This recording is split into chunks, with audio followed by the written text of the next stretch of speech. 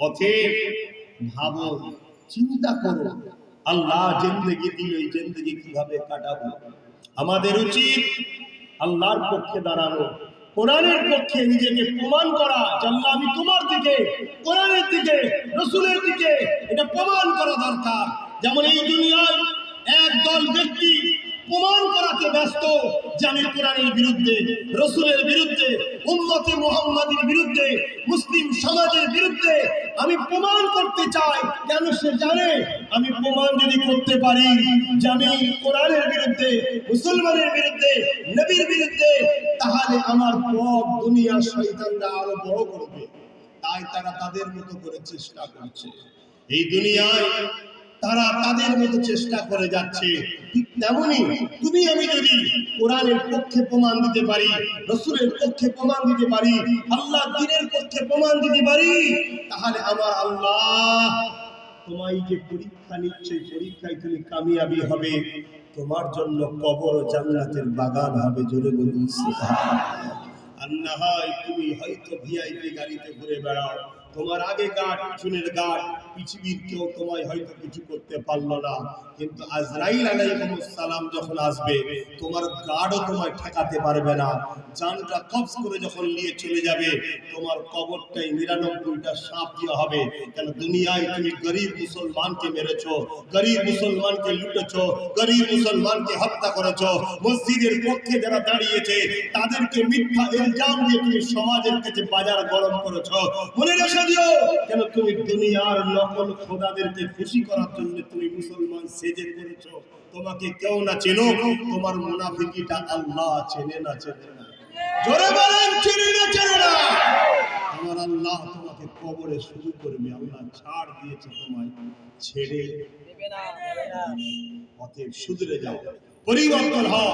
জিন্দেগিকে কোন রাস্তায় চালাচ্ছ, কাদের সঙ্গে দল করো, কাদের পিছনে ঘোরো, কাদের সঙ্গে উঠা বসা করো, কাদের সঙ্গে বন্ধুত্ব, কাদের কাছে গিয়ে বসো, কাদের ষড়যন্ত্রের শিকার, তোমাকে ভাবতে হবে। কারণ এই জিন্দেগি তোমার জন্য চিরস্থায়ী নয়। আজ পৃথিবীর যুগে কোটি কোটি ডলার টাকা খরচ করে কোরআনের ভুল করার জন্য একদল কোরআনের দুশমনরা চেষ্টা করছে না পারে।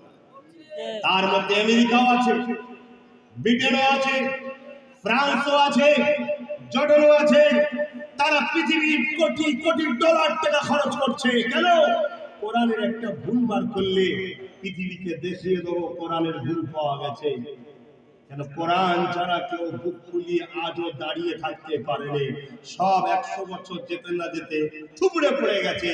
কোরআন 1000 বছর ধরে চ্যালেঞ্জ দিয়ে আসছে, জালিকাল কিতাব লা রাইবা ফি। এ দুনিয়ার মানুষ, চ্যালেঞ্জ অ্যাকসেপ্ট করো। এ কোরআন ভুল তো দূরের কথা, এ কোরআনের মধ্যে কোনো সন্দেহ নাই। জোরে বলুন সুবহানাল্লাহ। কেন? এ কোরআন কোন মানুষের রচিত নয়, এ কোরআন কোন মানুষের কথা নয়, এ কোরআন কোন মানুষের বাণী নয়, এ কোরআন মহান সৃষ্টিকর্তার বাণী। তাই কোরআন চ্যালেঞ্জ দিয়ে আসছে, মানবি পড়বি পড়ে, আগে আমার চ্যালেঞ্জটা শোন। এর মধ্যে ভুল তো দূরের কথা, কোনো সন্দেহের জায়গা নাই। জোরে বলুন সুবহানাল্লাহ। এই পৃথিবীতে হাজার বই আছে, পুস্তক আছে, কেউ আজ পর্যন্ত এই কথাটা প্রথমে লিখতে পারেনি যে বই পড়বি পড়ে, ভুল নেই। চ্যালেঞ্জ দিচ্ছি, পেরেছে কোন কিতাব? জোরে বলুন, পেরেছে? পারেনি।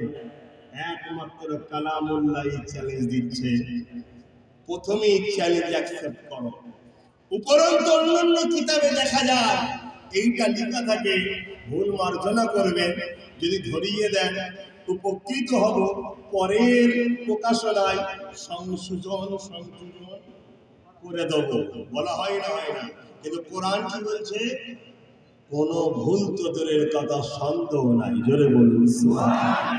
সেই কোরআনকে যখন কোন দিক দিয়ে পারে, তখন ফ্রান্স এই কোরআনকে পুরাতে চেষ্টা করছে। আমেরিকা যখন তাদের পরিবারকে কোরআন থেকে রুখতে পারছে না, দলে দলে আমেরিকার যুবক যুবতীরা কোরআনের প্রেমিক হয়ে যাচ্ছে, তারা তখন কোরআনকে ব্যান করে দিচ্ছে। তথাপিও গুগলে সার্চ করে মানুষ কোরআনের দিওয়ানা হয়ে যাচ্ছে। জোরে বলুন সুবহানাল্লাহ। এই কোরআনকে যখন ব্রিটেন কোনোভাবে রুখতে পারছে না, তখন কোরআনের উপরে ব্রিটেন আইন তৈরি করছে, কোরআন পড়তে দেওয়া হবে না। চীনের যখন মানুষরা দলে দলে কোরআনকে নিজের লাইফ স্টাইলের জন্য গার্ড বুক হিসাবে ব্যবহার করে নিচ্ছে, তখনও চীন কোরআন যাদের ঘরে আছে জোর করে বাজাব করতে চাইছে। আমার দেখা মতে পৃথিবীতে যারাই কোরআনের আজকের দিনে বিরোধী করছে, সবাই যে শক্তির বিরোধী করছে, ওই শক্তিটার নাম হলো রাজ শক্তি। কি শক্তি? ফ্রান্স কোন শক্তিতে কোরআনের বিরোধী করছে? আমেরিকা কোন শক্তিতে? জাপান কোন শক্তিতে? চীন কোন শক্তিতে?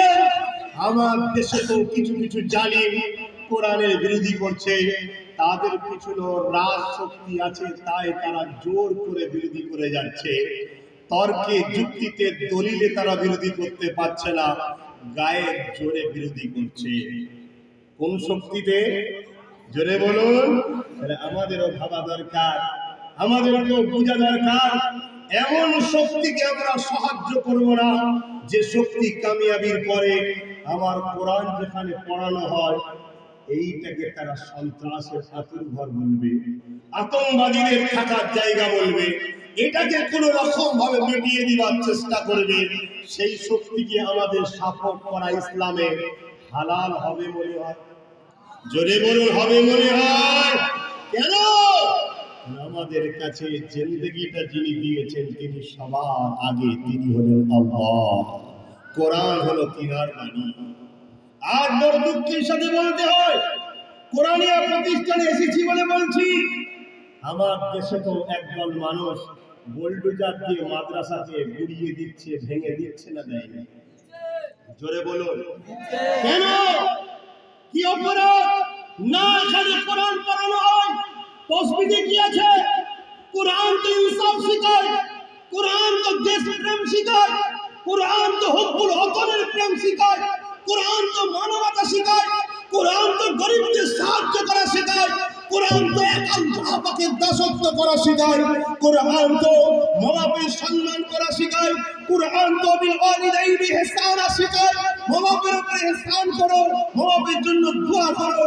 কোরআন তো গরিবদের ঘরে ভালোবাসা শেখায়, কোরআন তো মানুষকে প্রেম করা শেখায়, সে হিন্দু হোক, খ্রিস্টান হোক, নাসারা হোক, জৈন হোক, বৌদ্ধ হোক, যেই হোক, মানুষকে ভালোবাসা শেখায় কোরআন। তাহলে কোরআনের তোমরা বিরোধী করছো কেন?